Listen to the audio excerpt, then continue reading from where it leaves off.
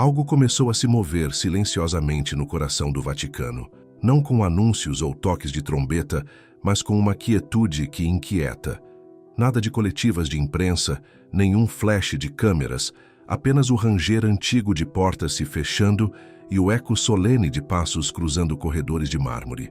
De boca em boca, em sussurros contidos, um nome passava discretamente: Cardeal Luiz Antônio Tagle. Dizem que tudo começou numa manhã cinzenta e encharcada de chuva.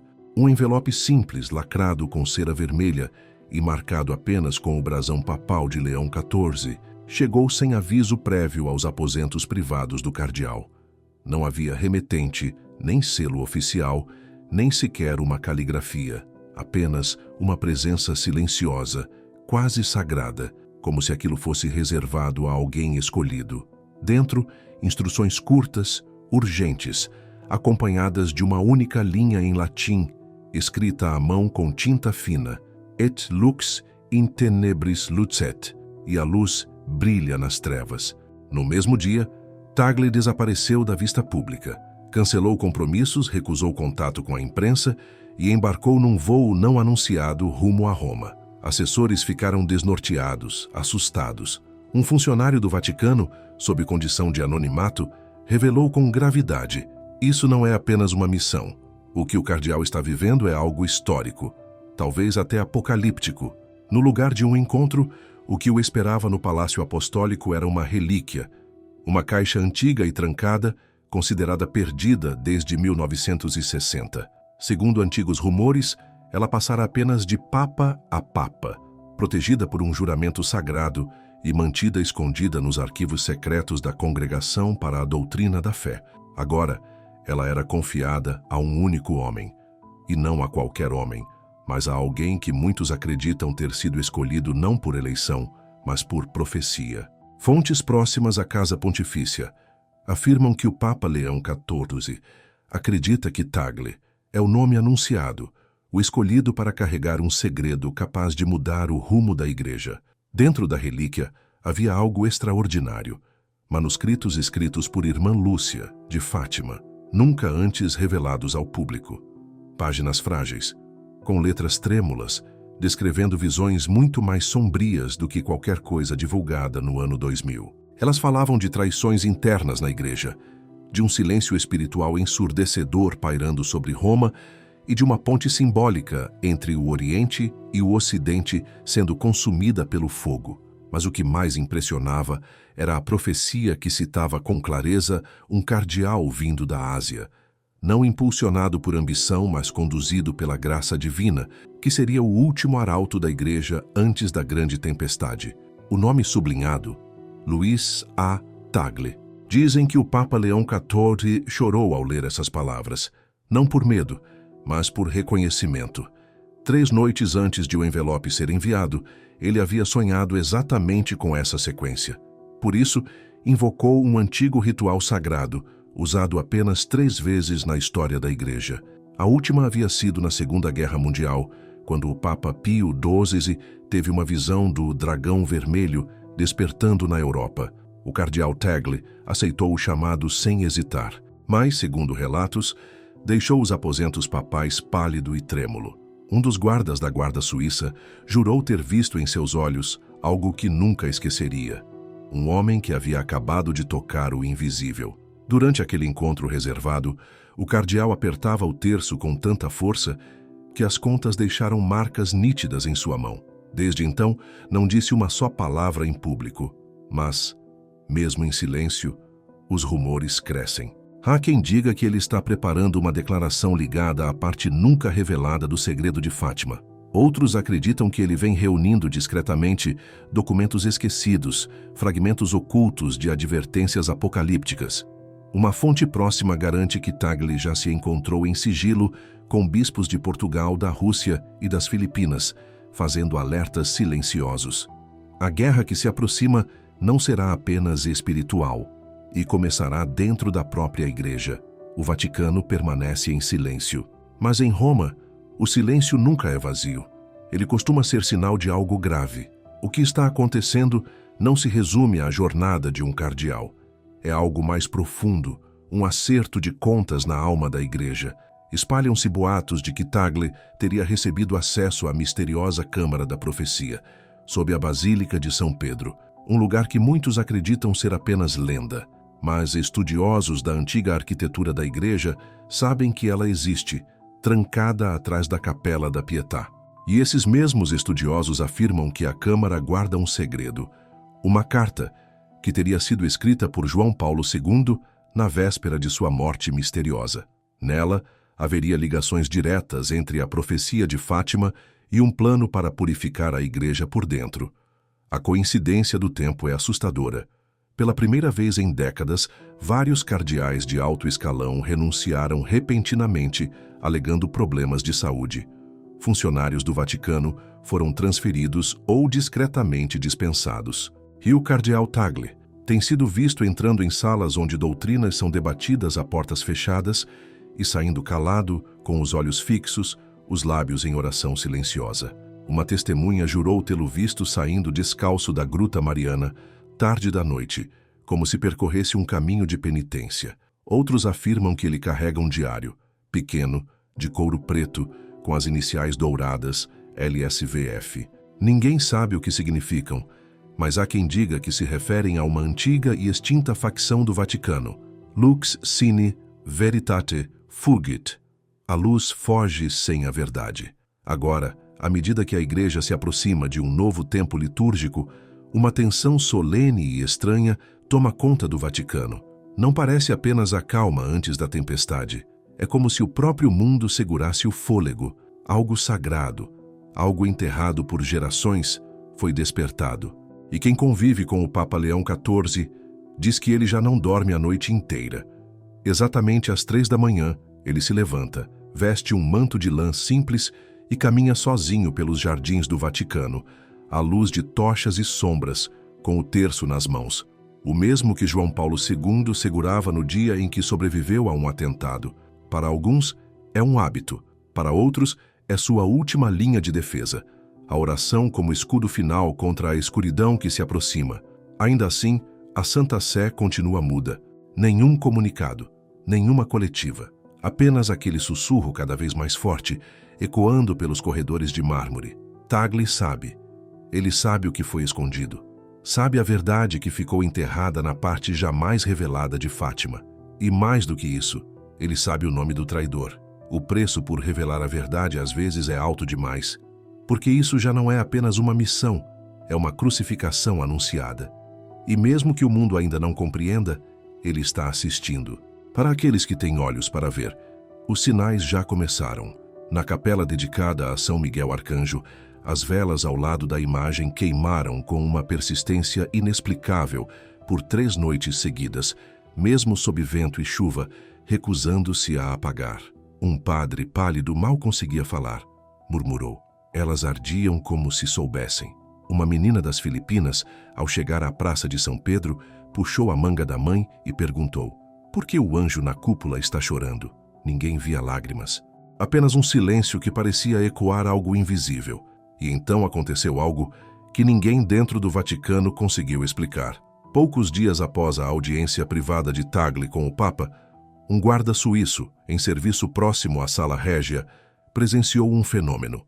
Às 2h13 da madrugada, as imensas portas de bronze se abriram sozinhas, sem vento, sem toque humano.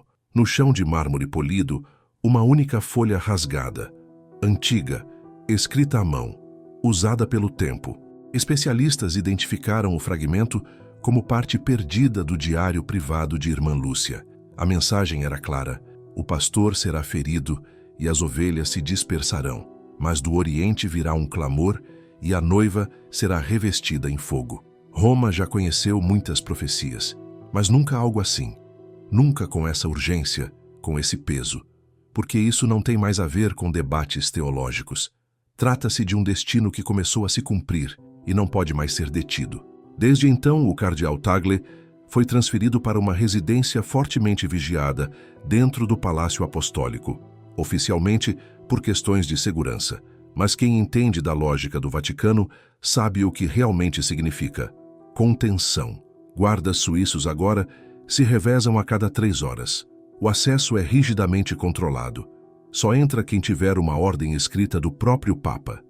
Mesmo assim, surgem relatos estranhos. Um dos guardas jura ter ouvido cantos vindos das paredes de pedra. Não eram cantos gregorianos, mas algo mais antigo, mais profundo, com um som que lembrava mosteiros, rituais ou talvez exorcismos.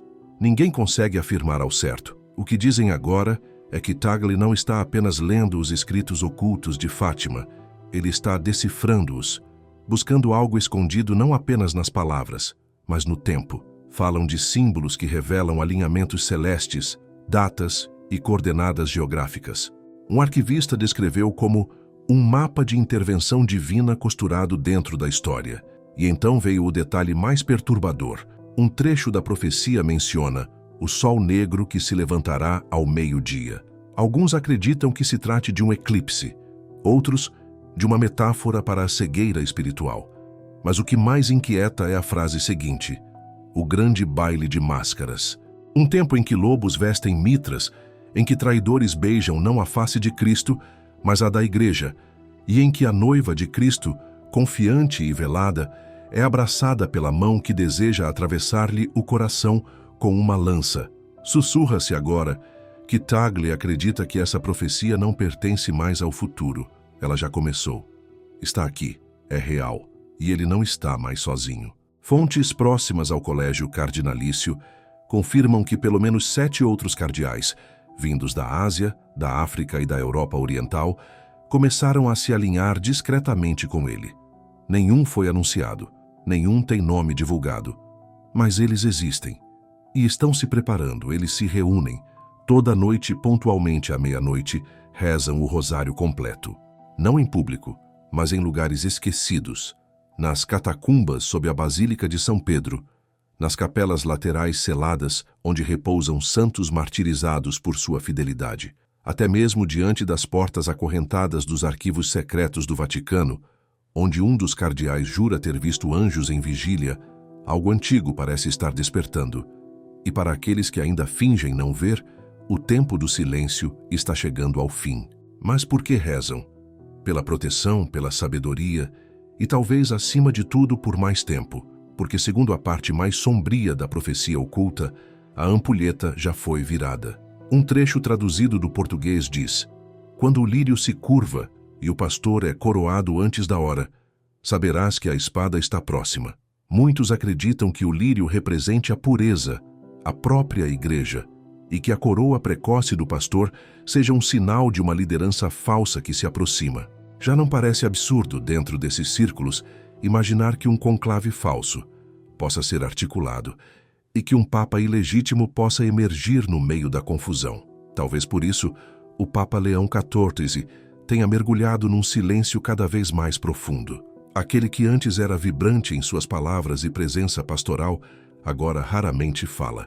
Suas aparições públicas diminuem semana após semana. Até mesmo as audiências de quarta-feira, que antes reuniam peregrinos e prelados, hoje são sombras do que já foram. Os que estão mais próximos garantem que ele não está doente, está sobrecarregado. Seu confessor particular, um dominicano frágil conhecido por dons místicos, confidenciou a pessoas de confiança que o Papa atravessa seu próprio Getsêmani da alma, uma agonia secreta, não por si, mas pela noiva de Cristo, que, segundo ele, está caminhando para uma traição. Relatórios confidenciais indicam que o Papa teme que uma força sutil e perigosa tenha se infiltrado dentro da própria Cúria. Uma facção pequena em número, mas imensa em influência, cuja lealdade verdadeira não é a Cristo, mas a alguém que chamam apenas de o Arquiteto. Esse nome, frio, calculado, foi encontrado rabiscado nas margens de uma das páginas ainda não reveladas de Fátima. Ninguém sabe ao certo quem ou o que representa. Mas seu propósito, segundo aqueles que leram o texto, é claro como o dia. Eles agem nas sombras, sob bandeiras que falam em reforma, transparência e modernidade. Mas sua missão é a subversão. Desejam desmontar a presença real de Cristo na Eucaristia, reduzir Maria a um símbolo mitológico e anunciar um novo evangelho, onde todas as verdades sejam iguais e nenhuma seja divina. mas esquecem de algo essencial. Esta não é a igreja deles. Esta é a noiva do Cordeiro, nascida do sangue, defendida por mártires, selada pelas lágrimas da mãe, e ela não será vencida. O cardeal Tagle compreende isso melhor do que ninguém, e por isso, em segredo, iniciou o que os mais próximos chamam de o caminho das lanternas. Não é um caminho guiado por política ou decisões conciliares, mas por oração silenciosa e fé inabalável. Uma peregrinação que passa por lugares sagrados e por pessoas sagradas, antigos claustros, mosteiros esquecidos, padres que ainda cantam hinos em latim de cor, irmãs que ainda choram em silêncio pelas dores da igreja. Durante o rosário, ele reúne aqueles cuja fé não foi corrompida pelas modas do tempo, almas cuja lealdade pertence apenas ao céu. Mas até entre os santos há olhos que observam, e nem todos acolhem sua jornada com benevolência. Há resistência.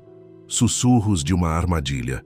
Dizem que entre os cardeais que o acompanham, um esconde o rosto verdadeiro por trás de uma máscara. Fala-se de um documento forjado, sendo preparado com o único propósito de desacreditá-lo por completo. A ameaça é clara. Se ele ousar falar, se ousar revelar o último segredo de Fátima, não será exaltado. Será chamado de louco, de traidor, de herege. E mesmo assim, ele segue.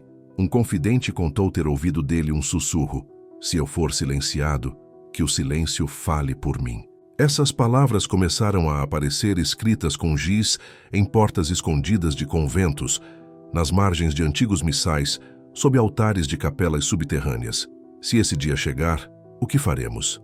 Seremos capazes de reconhecer os sinais? Iremos recordar os ensinamentos dos santos ou nos render à grande farsa?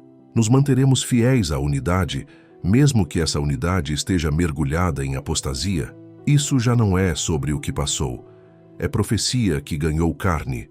É o momento da escolha. Nossa Senhora em Fátima disse: por fim, o meu imaculado coração triunfará. Mas o que poucos lembram, e o que ela não disse, é que antes do triunfo viria a aprovação. E essa aprovação já começou. 3 dias depois do desaparecimento do cardeal Tagle, na capela oculta sob a Basílica de São Pedro, um lugar que poucos conhecem e quase ninguém tem permissão para entrar, os sinais começaram. Não simbólicos, reais. Às 3h33 da madrugada, hora conhecida entre os místicos como o momento do testemunho divino, uma estátua do Imaculado Coração de Maria, localizada nos jardins privados do Papa, começou a chorar. Mas não eram lágrimas comuns. Era óleo, espesso, dourado, perfumado, o mesmo tipo usado para ungir reis e profetas nos tempos do Antigo Testamento. O tipo jamais visto brotando de mármore. O tipo reservado à consagração. 3 guardas suíços, homens duros, treinados para notar tudo e sentir nada, caíram de joelhos. Um deles, ateu, que não entrava numa igreja havia 20 anos, foi encontrado horas depois atrás da parede da capela, chorando sem controle, repetindo a mesma frase: ela está nos alertando. Ela chora porque não queremos ouvir. Ao amanhecer, a notícia chegou até o Papa Leão XIV. E o que ele fez? Não convocou a imprensa, não chamou fotógrafos, foi até a estátua sozinho e descalço e depositou seu anel papal aos pés dela. Depois voltou-se para os que estavam ao seu redor e disse: este é o início do grande abalo. Preparem-se. A noiva terá que passar pelo fogo para se tornar digna do seu esposo. Em poucas horas, um comunicado foi enviado a alguns bispos ao redor do mundo. Codificado, breve e urgente. Apenas 3 elementos estavam ali. Um versículo: desperta, tu que dormes, levanta-te dentre os mortos, e Cristo te iluminará. Um local: Garabandal, na Espanha. E uma data: a vigília da Assunção. Depois disso, silêncio novamente. Mas nos bastidores, as engrenagens começaram a se mover, porque enquanto o céu se preparava para falar, o inferno também começou a responder. Um documento começou a circular em meios de comunicação, tanto seculares quanto católicos. E o que ele carregava ninguém esperava. Diziam que o vazamento partira de dentro do próprio Vaticano, acusando o cardeal Tagle de abuso de autoridade, instabilidade mental e de estar sendo influenciado por falsas místicas. Alegavam até que ele estaria sob investigação formal. Mas quem estava perto dele garantiu que Tagle jamais leu essas acusações, porque naquela mesma noite ele desapareceu. Sua equipe de segurança foi remanejada sem explicação. Seus aposentos ficaram intactos, como se o tempo tivesse parado ali. Mas havia algo estranho no ar. Um crucifixo fora virado de cabeça para baixo, não de forma descuidada, mas com intenção, quase como parte de um ritual. Sobre a cama, um terço partido, com as contas espalhadas pelas cobertas como cacos de uma alma ferida. E acima, rabiscado com carvão na parede, as palavras Fiat voluntas tua, seja feita a tua vontade. O caos se instalou. Jornalistas do Vaticano corriam atrás de respostas. Os rumores se espalhavam com força. Teria fugido? Teria sido levado? Silenciado? Ou protegido por aliados, à espera de uma palavra final vinda do céu? Foi então que algo inesperado aconteceu. Na noite de um eclipse, há muito profetizado sobre a Europa. O mesmo descrito nas páginas não reveladas de Fátima, uma transmissão ao vivo, que deveria ser apenas um encontro com jovens católicos, foi abruptamente interrompida. Milhares de telas escureceram. Em seguida, uma imagem surgiu, tremida, como uma antiga fita VHS ganhando forma.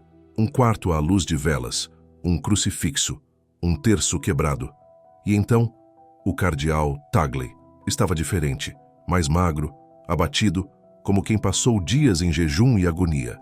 Mas os olhos ardiam com uma luz que não se pode fingir. Ele falava baixo, mas cada palavra carregava um fogo que tocava a alma. Meus irmãos e irmãs, não tenham medo. O que verão agora foi escrito há muito tempo, enterrado sob séculos de pedra e silêncio. A noiva de Cristo não está sendo abandonada. Ela está sendo purificada. A provação virá, não de fora, mas de dentro. Há entre nós aqueles que juraram lealdade, não ao céu, mas a um reino falso, uma luz enganadora que se erguerá dentro dos nossos próprios muros. Eles se sentarão em tronos que não lhes foram dados por Deus. Mas não temam, porque a mulher vestida de sol está se levantando. O dragão irá rugir. As estrelas cairão, mas o Imaculado Coração triunfará. A transmissão foi cortada. O Vaticano alegou que era uma fraude, uma simulação de inteligência artificial, um ataque cibernético. Mas quem assistiu sabia, porque no último segundo antes do blackout, uma imagem apareceu. Era a Mãe Santíssima. Seu rosto resplandecia, os olhos brilhavam e seus lábios se moviam, embora nenhum som fosse ouvido. Leitores labiais juram ter decifrado. Ele é o precursor, e agora vem o pastor. Desde então, ninguém mais viu o cardeal Tagle. Alguns acreditam que foi levado pelos mesmos que ele tentou desmascarar. Outros acham que ele ainda está vivo, escondido, esperando o momento certo para revelar toda a profecia. Mas os sussurros crescem. Em capelas escondidas ao redor do mundo, fiéis voltam a se reunir. A antiga missa está retornando em segredo. As visões aumentam. Milagres, milagres reais, estão sendo testemunhados. E há quem diga, com espanto sereno, que um novo Papa já caminha entre nós, não eleito por conclave, mas escolhido pelo céu, um pastor para a tempestade. E quando ele surgir, não será com coroas ou procissões, mas com fogo. E a noiva de Cristo, por tanto tempo velada, será finalmente revelada. A dor que hoje dilacera o coração da Igreja não será em vão. Aquilo que parece escuridão é, na verdade, o prenúncio de um novo amanhecer. Toda lágrima, todo silêncio, cada gesto escondido de fé e resistência, tudo está sendo recolhido, como sementes lançadas no chão antes da primavera, porque há algo maior se movendo, algo que não nasce dos homens, mas do céu. O sofrimento, por mais profundo que seja, prepara o caminho para o resplendor. E a noiva de Cristo, ferida, silenciada, perseguida, voltará a brilhar como a aurora. Já começou. E o que muitos ainda não perceberam é que os sinais estão por toda parte. Eles não vêm com sirenes ou manchetes, mas com pequenos estremecimentos na alma. Um padre que desaparece sem deixar rastros, uma vela que insiste em arder contra o vento, um crucifixo que cai no chão, sempre às 3 da manhã. As pessoas sentem, mas não sabem nomear. Há algo diferente no ar. É como se o céu estivesse segurando o fôlego. E então vem a pergunta que não quer calar. Será que estamos prestes a testemunhar o cumprimento da última parte do segredo de Fátima? Porque, se o que foi dito naquela aparição for verdade, e tudo indica que é, então o tempo que vivemos agora não é apenas de crise, é de revelação. Fontes silenciosas dentro dos muros do Vaticano já admitem. O caos não é externo. Ele vem de dentro. Há quem diga que uma falsa liderança está sendo preparada, que um novo evangelho sem cruz, sem verdade, está tentando ocupar o trono de Pedro. Mas o que não esperavam é que o Imaculado Coração está se movendo. Testemunhos começaram a surgir. Milagres, visões, conversões inexplicáveis. E em cada canto do mundo, os fiéis mais simples estão se reunindo novamente. Não por tradição, mas por urgência. Eles sabem, algo está vindo. E não é apenas uma tempestade, é um chamado divino. E agora, uma pergunta está no coração de milhares. Onde está o verdadeiro pastor? Onde está aquele que foi escondido, escolhido e que muitos acreditam já estar entre nós? Se os rumores forem reais, ele não virá com coroas ou pompas, mas com joelhos dobrados e olhos de fogo. Ele não buscará aplausos, buscará almas. E nesse momento, você que está assistindo, precisa se perguntar: você está preparado para a verdade que está prestes a emergir? Ou continuará dormindo enquanto o maior capítulo da história da Igreja se desenrola diante dos seus olhos? A era do silêncio acabou. A batalha espiritual já começou. E se você, assim como tantos ao redor do mundo, sente que algo está errado, é porque está, mas também está certo. Porque está escrito, está profetizado e agora está se cumprindo. E o que muitos ainda não perceberam é que os sinais estão por toda parte. Eles não vêm com sirenes ou manchetes, mas com pequenos estremecimentos na alma. Um padre que desaparece sem deixar rastros. Uma vela que insiste em arder contra o vento. Um crucifixo que cai no chão. Sempre às 3 da manhã. As pessoas sentem, mas não sabem nomear. Há algo diferente no ar. É como se o céu estivesse segurando o fôlego. E então vem a pergunta que não quer calar. Será que estamos prestes a testemunhar o cumprimento da última parte do segredo de Fátima? Porque, se o que foi dito naquela aparição for verdade, e tudo indica que é, então, o tempo que vivemos agora não é apenas de crise, é de revelação. Fontes silenciosas dentro dos muros do Vaticano já admitem. O caos não é externo, ele vem de dentro. Há quem diga que uma falsa liderança está sendo preparada, que um novo evangelho sem cruz, sem verdade, está tentando ocupar o trono de Pedro. Mas o que não esperavam é que o Imaculado Coração está se movendo. Testemunhos começaram a surgir. Milagres, visões, conversões inexplicáveis. E em cada canto do mundo, os fiéis mais simples estão se reunindo novamente. Não por tradição, mas por urgência.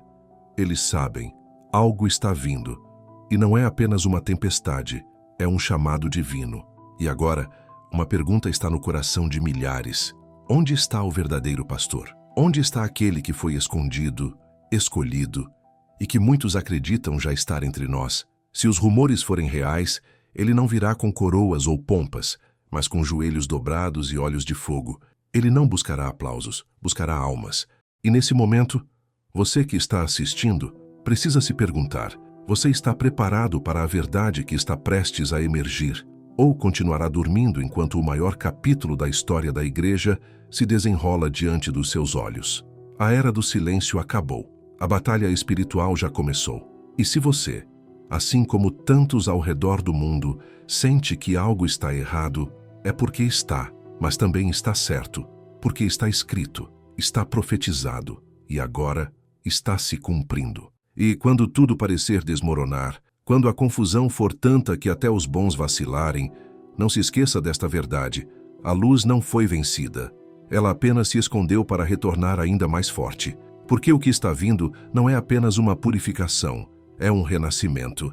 A Igreja que muitos julgam morta irá se levantar das cinzas, não com a força dos poderosos, mas com o fervor dos humildes.